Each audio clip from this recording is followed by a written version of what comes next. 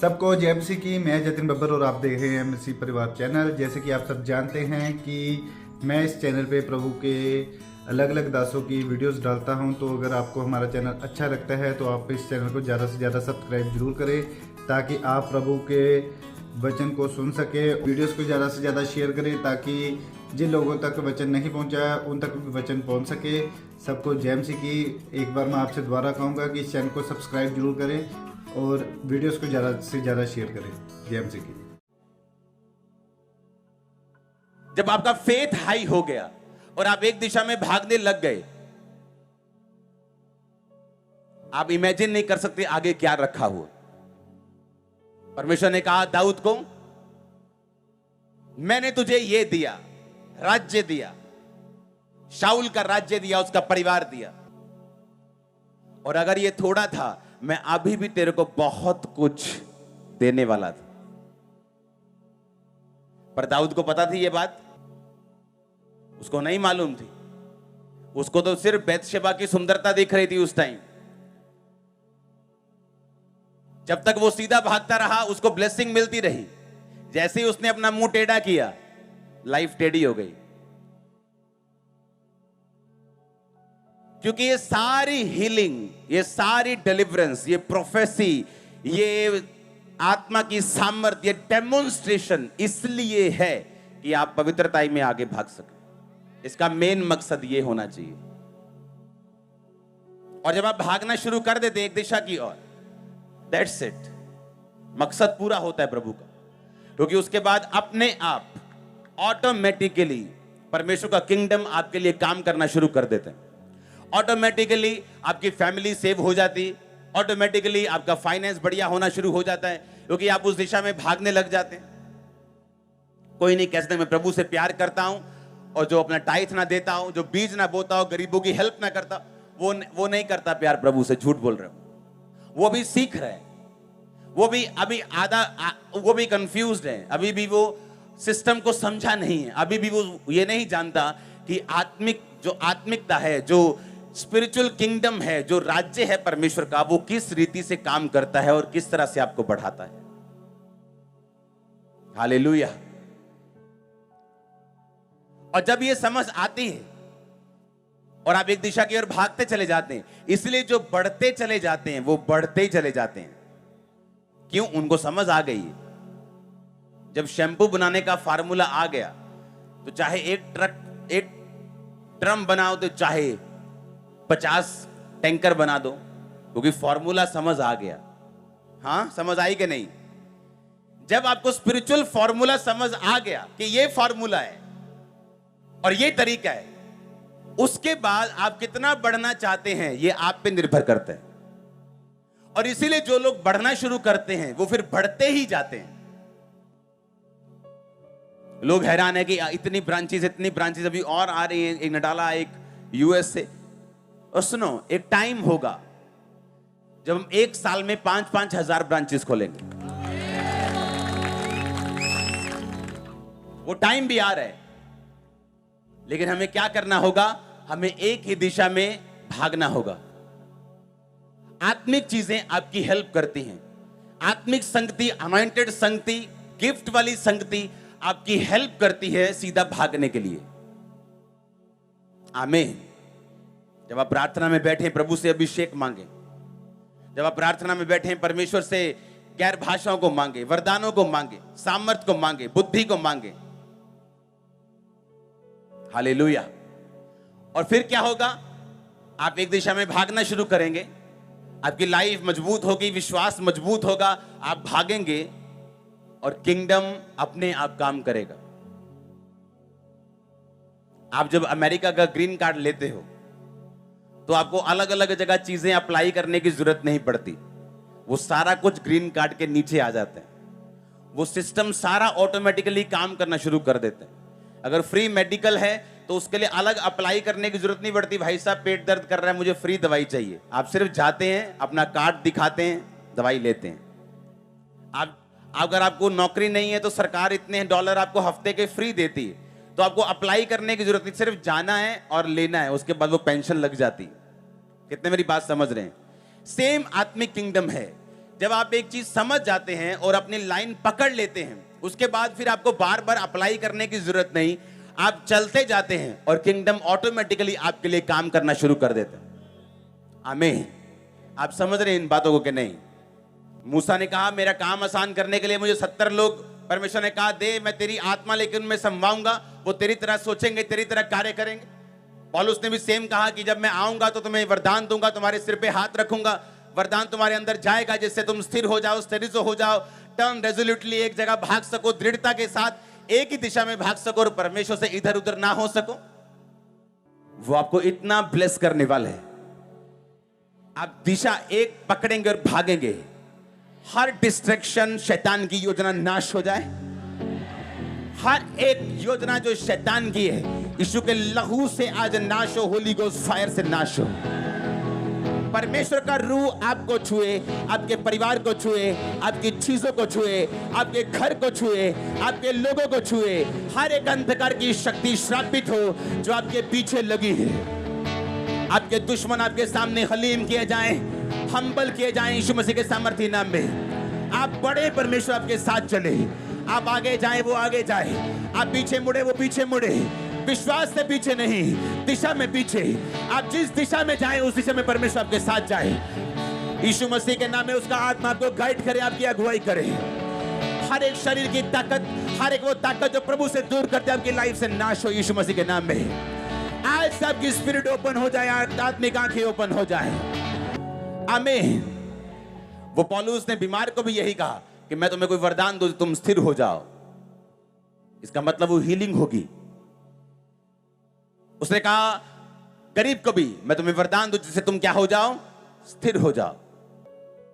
अगर एक व्यक्ति फाइनेंशियली कमजोर है और जब वो एक दिशा में भागता है और जब बाइबल पढ़ता है कि मुझे ये हुक्म पूरे करने हैं, मुझे टाइट देना है, मुझे पवित्रताई में रहना है, आपको क्या लगता है क्या वो गरीब रह जाएगा?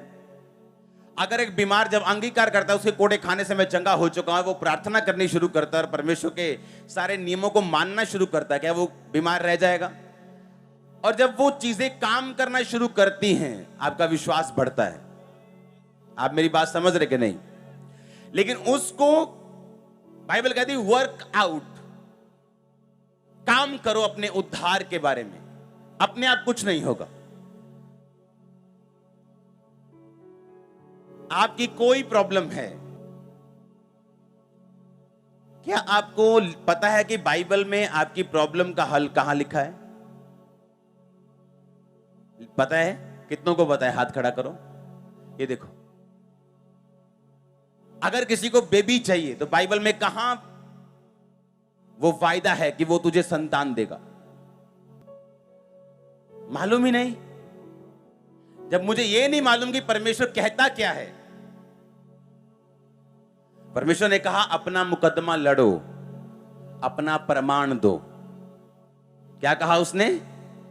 अपना मुकदमा और अपना प्रमाण दो। कैसे लड़ोगे मुकदमा? वकील कैसे लड़ता है मुकदमा? कि इस बहन के बच्चे को छोड़ दिया जाए क्योंकि ये इकलौता है। ये बोलता है कि संविधान में क्या लिखा है? बोलो। वो जज के सामने कैसे जाता है? जज ना तो फीलिंग सुनता है, वो देखता है प्रूफ, सबूत किसके पास है। जज के साथ वकील आर्ग्यूमेंट्स करता है कि जज साहब संविधान में ये लिखा है तो इस लॉ के हिसाब से मेरे क्लाइंट को छोड़ा जाए या उसकी सजा कम की जाए या कुछ भी है। आपको अपने संविधान के बारे में मालूम है जो बाइबल आपके हाथ में है। ऐसे वकील हैं जो एक बार कोर्ट में जाने का 25 लाख रुपए लेते हैं। अगर एक बार आप चाहते हो कि वो आपको रिप्रेजेंट करे कोर्ट में, तो आप देखते हैं ना जब पॉलिटिशियन बड़े बड़े फंसते हैं तो उनके वकील जो होते हैं बड़े बड़े नाम वाले, 25 लाख 30 लाख एक बार जाने का उनकी फीस है। और ऐसे वकील भी हैं जो 2-4 हजार में भी आपका काम कर देते हैं। लेकिन जिनको संविधान की नॉलेज है, जो प्रैक्टिस कर करके पक चुके हैं, जिनको केसेस सॉल्व करने आते, उनकी वैल्यू ज्यादा है। आपको मालूम ही नहीं बाइबल में कहां लिखा है कि वो आपकी संतान को ब्लेस करेगा। आपको मालूम ही नहीं बाइबल में कहां लिखा है कि उसके कोड़े खाने से आप चंगे हुए हो, या वो आपको फाइनेंशियली स्टेबल करेगा, आपको ब्लेस करेगा, आपकी हड्डी के मॉइस्चर तक को वो हील करेगा, हड्डियां सूखने से बचाएगा। बाइबल में लिखा है ये भी,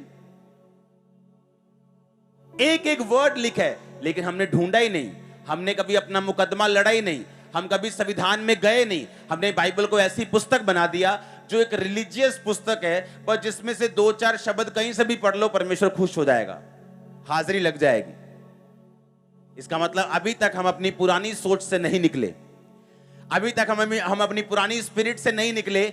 जिन लोगों से हम निकले हैं अभी भी वही चीजें हमें फॉलो कर रही हैं कि मत्ती को 10 बार पढ़ेंगे और हील हो जाएंगे। आप उसको 20 बार पढ़ लो, 25 बार पढ़ लो। बात 20 या 25 बार पढ़ने की नहीं, बात पढ़कर समझने की और स्पिरिट में ग्रहण करने की। हालेलुया। जितनी शरीर में गर्मी ज्यादा है उतनी ही आत्मा में गर्मी आज ज्यादा है। हालेलुया। आप समझ रहे मेरी बात को कि नहीं? आपने फाइट की नहीं, आप आत्मिक रीति से चले नहीं। एक पास्टर के पास एक औरत आई, वो पास्टर प्रभु में सो चुके हैं, तो वो औरत आके बोली कि मैं 10 साल से प्रेयर कर रही हूं अपने हस्बैंड के लिए कि प्रभु मुझे इस तरह का हस्बैंड दे, पर मेरी प्रार्थना को प्रभु ने अभी तक सुना नहीं।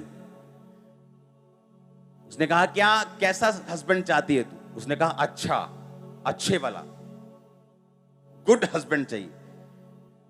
उसने कहा कैसा अच्छा? गिटार वाला अच्छा, कि सिंगिंग वाला अच्छा, कि प्रीचिंग वाला अच्छा, कि बिजनेसमैन वाला अच्छा? कौन सा वाला अच्छा? प्रभु को क्लियरली बताना होगा तुझे। किसी को मीडियम हाइट पसंद है, किसी को हाई हाइट पसंद है, क्या कौन सा? उसने पॉइंट्स लिखे, मुझे इस तरह का हस्बैंड चाहिए, वो टीचर ना हो, उसने स्पेशल लिखा, उसकी मर्जी थी, वो ये हो, वो ये हो, वो ऐसा हो, वो ऐसा हो, वो ऐसा हो, वो ऐसा हो, वो 10 पॉइंट लिख के उसने प्रेयर करनी शुरू की और बाइबल के वचन लिए। जैसा उसने प्रेयर की, एग्जैक्ट आदमी 6 महीने के उसके पास था, 6 महीने में एग्जैक्ट बिल्कुल कॉपी, जैसे परमेश्वर ने उसे बना के भेजा हो स्पेशल उसके लिए। हमें आत्मिक चीजों की समझ नहीं होती, हम सफर करते हैं लगातार, मुश्किल में रहते हैं लगातार, क्योंकि हमें मालूम नहीं, क्योंकि हमें सिखाया नहीं गया, हमें बताया नहीं गया कि बाइबल किस तरह से वर्क करती, काम करती है आपकी लाइफ में।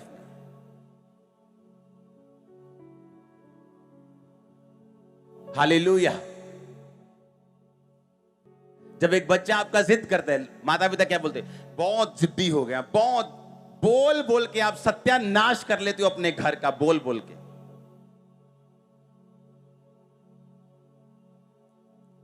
जो स्टाफ हमारे साथ काम करते हैं वो नहीं बोल सकते हमारे बच्चों को कुछ भी ऐसा, वो हमें बताते हैं कि इसने ऐसा किया है, तो हम उसको चेंज करते हैं काउंसलिंग से, प्रेयर से,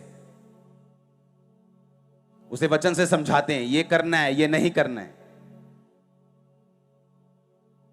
कितने मेरी बात समझ रहे हैं? आप श्रापित कर करके बाद में बोलते हो कि मुझे फल चाहिए। पहले बूटे को गंदा पानी दे दे के तेजाब दे दे के उसके बाद बोलते हो फल चाहिए, वो तो सूख जाएगा। इसलिए आप आज चर्च में हो कि प्रभु आपसे बात कर सके, आपको छुड़ा सके, आपकी सोचें तक शैतान के बंधनों से आज छुड़ाई जाए। आमीन। ऊंचा बरकत आपकी है चर्च। अपने पड़ोसी को बोलो जिंदगी आत्मिक है, इसे आत्मिक रीति के साथ जीना होगा और हमारा रिजल्ट फिर अच्छा होगा, मन भाव होगा। परमेश्वर ने कहा तेरा प्याला उमड़ेगा, तेरा हिस्सा मन भाव होगा, सब चाहेंगे कि वो तेरे जैसे बने। ये ब्लेसिंग आपकी लाइफ पर रिलीज हो आज, ब्रांचेस की लाइफ में रिलीज हो आज यीशु मसीह के सामर्थी नाम में। Hallelujah, hallelujah.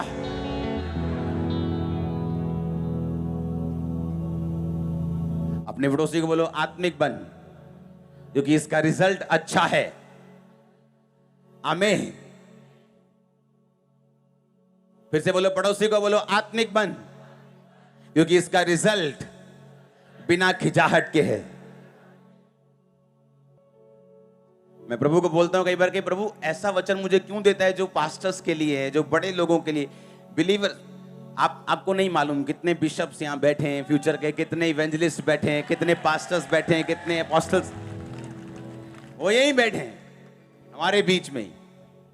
जैसे मैं कभी आपकी तरह आप बीच में बैठा था, आप यहीं पे हैं। वो आपको तैयार कर रहे हैं, वो आपको बता रहे हैं, वो आपके दिल में उन वर्ड्स को डाल रहे हैं। आज इंपार्टेशन हो रही है आपके दिल में, जो वर्ड्स, जो स्पिरिट में वर्ड जा रहे हैं। मैंने कहा आज वो आपके अंदर वो वरदान, वो गिफ्ट, वो इंपार्टेशन जा रही है सामर्थ के वरदानों की। अगर मुझे अपने स्पिरिचुअल फादर के जैसी ब्लेसिंग चाहिए, सबसे पहले मुझे सोच अपनी उनके जैसी करनी होगी। अगर मेरी सोच उनके जैसी नहीं है, मेरा काम करने का तरीका लोगों का कुछ मालूम नहीं, 10-10 पास्टर्स को सुनते हैं और रिजल्ट नहीं। आप सेम प्रॉब्लम 10 डॉक्टर के पास जाके पूछेंगे, वो 10 तरह के अलग अलग चीजें आपको बताएगा और आप सोचोगे कि आपकी लाइफ में जो प्रॉब्लम है ना, ये सबसे भारी है। प्रॉब्लम ये है आप कंफ्यूज हो। परमेश्वर हमें एक मिनिस्ट्री देता है, दो नहीं, और सिर्फ सुनने के लिए नहीं, उसमें काम करने के लिए।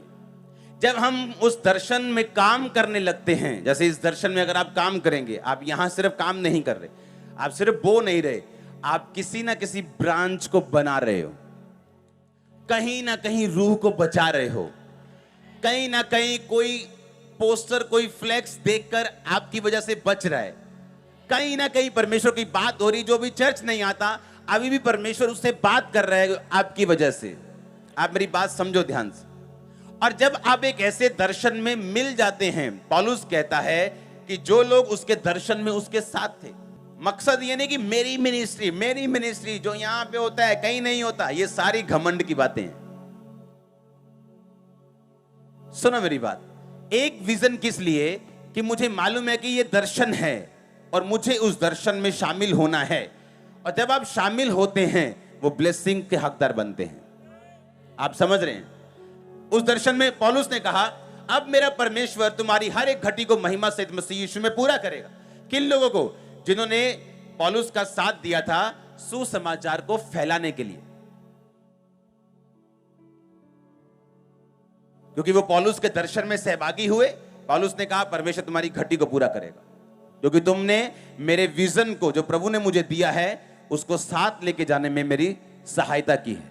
अब पौलुस की सहायता नहीं की, विजन की है। पौलुस जो था वो टेंट सीता था, वो अपना खर्चा कलीसिया से नहीं चलाता था। मैं आपसे तनख्वाह नहीं लेता हूं, चर्च मुझे तनख्वाह नहीं देती, मेरी वाइफ को तनख्वाह नहीं देती। मेरा प्रिंटिंग प्रेस है जहां से मेरा खर्चा निकलता है।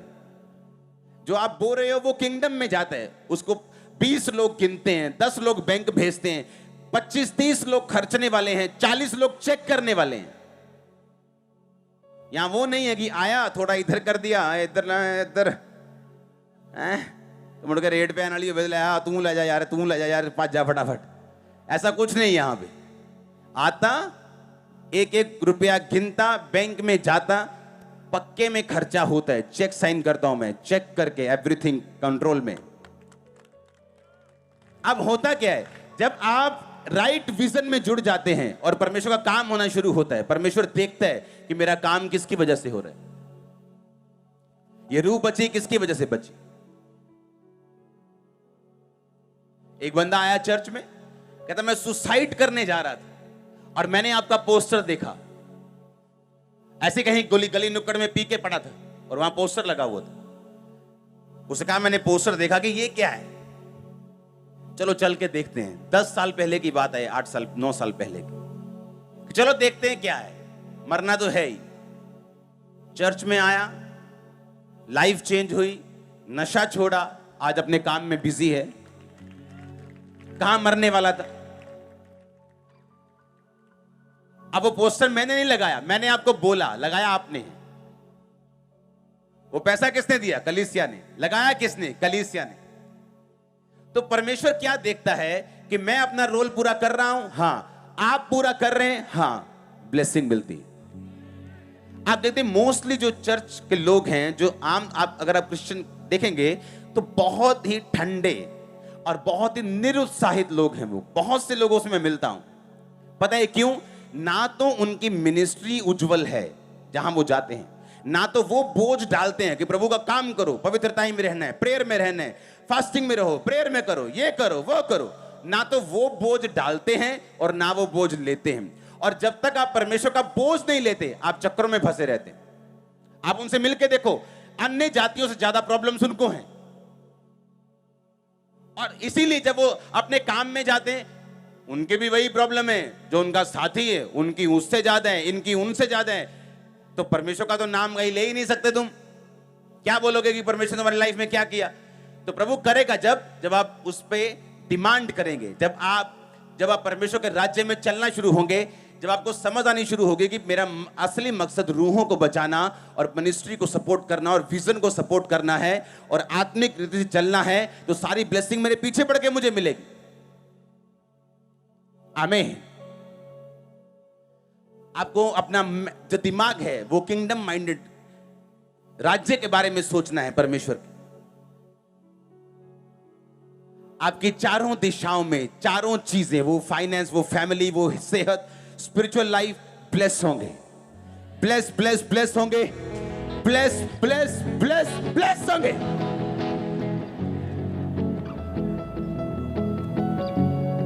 आप मेरी बात समझ रहे कि नहीं? यही चीज आपको चाहिए। आप परमेश्वर के लिए एक्साइटेड हैं तो परमेश्वर आपके लिए एक्साइटेड है। आप परमेश्वर के लिए ठीक ठीक हैं तो वो भी आपके लिए ठीक ठीक है। आप उसके लिए ठंडे हैं तो वो भी आपके लिए ठंडा है। उसने कहा मैंने सोचा तू कठोर है तो मैंने अपना एक सिक्का लिया, उसे मिट्टी में छुपा दिया, ये ले अपना एक सिक्का।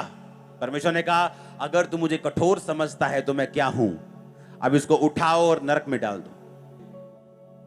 हो मुझसे गलती ना हो जाए, हो मुझसे, मैं नहीं काम, मुझसे गलती ना हो। 10 काम करेंगे, गलती हो भी जाएगी, डोंट वरी। परमेश्वर आपका हार्ट जानता है। आमीन।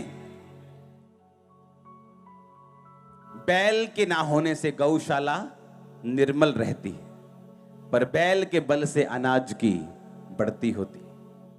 कुछ करना ही नहीं तो प्रॉब्लम ही नहीं है, कोई विरोध नहीं, सब आपको भाई भाई कह के पुकारेंगे, कोई किसी का विरोध नहीं करेगा, कोई किसी को बुरा नहीं करेगा। आप शैतान के 10 जूतियां लगाओगे तो विरोध होगा, आप उसको भगाओगे तो वो बाहर जाके अपनी नाराजगी शो तो करेगा ही। कितने इन बातों को समझ रहे हैं? जब आप परमेश्वर में बुलाए गए हैं, आप दृढ़ता पूर्वक एक दिशा में जाने के लिए बुलाए गए हैं। फोकस नहीं खोना है, इधर उधर डिस्ट्रैक्शंस हैं, पर दिमाग यीशु मसीह में रखना है। आमीन। लोग क्या करेंगे, शैतान क्या करेगा, वो